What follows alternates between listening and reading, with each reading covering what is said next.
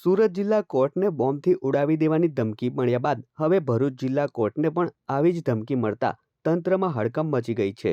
ભરૂચ કોર્ટના અધિકૃત email ID પર અજાણ્યા ઈસમ દ્વારા ધમકીભર્યો ઈમેલ મોકલવામાં આવ્યો હોવાની માહિતી મળી છે।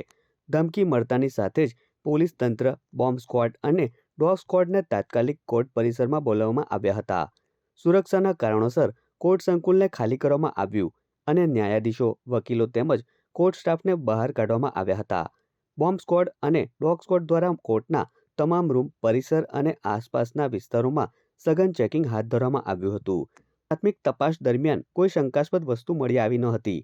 તેમ છતાં સુરક્ષા વ્યવસ્થા વધુ કડક બનાવવામાં આવી છે। સુરક્ષા અને સલામતીના ભાગરૂપે કોર્ટ સંકુલને અડીને આવેલ કલેક્ટર કચેરી, મામલતદાર કચેરી સહિતના સરકારી સંકુલ ખાલી કરવામાં આવ્યા હતા।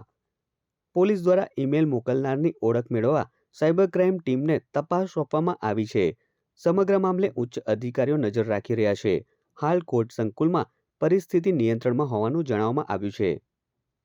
કોર્ટ બિલ્ડિંગ બોમ્બથી ઉડાડી મૂકવામાં આવશે એ સૂચના ડિસ્ટ્રિક્ટ જજ સાહેબ દ્વારા અમને મળતા અમોએ ને અમારી ટીમે સર્વેએ ભેગા મળીને આખી કોર્ટ બિલ્ડિંગ ખાલી કરાવી દીધી છે અને બધા પક્ષકારોને પણ સૂચના આપી દેવામાં આવી છે કે જ્યાં સુધી આગામી કોઈ પણ પ્રકારની સૂચના ન મળે ત્યાં સુધી કોઈ પણ વ્યક્તિએ કે અથવા મારા વકીલ મિત્રોએ કોર્ટ બિલ્ડિંગમાં પ્રવેશ કરવો નહીં। અને અમોએ દરેક કોર્ટને એવી જાણ પણ કરી દીધી છે કે જે વકીલ સાહેબનું ને પક્ષકારનું કામ જે પરિસ્થિતિમાં કે જે સ્થિતિમાં હોય એ સ્ટેજ રાખવા માટે અમોએ વિનંતી બધાને કરી દીધી છે। હાલમાં કોર્ટમાં શું ચાલી રહ્યું છે?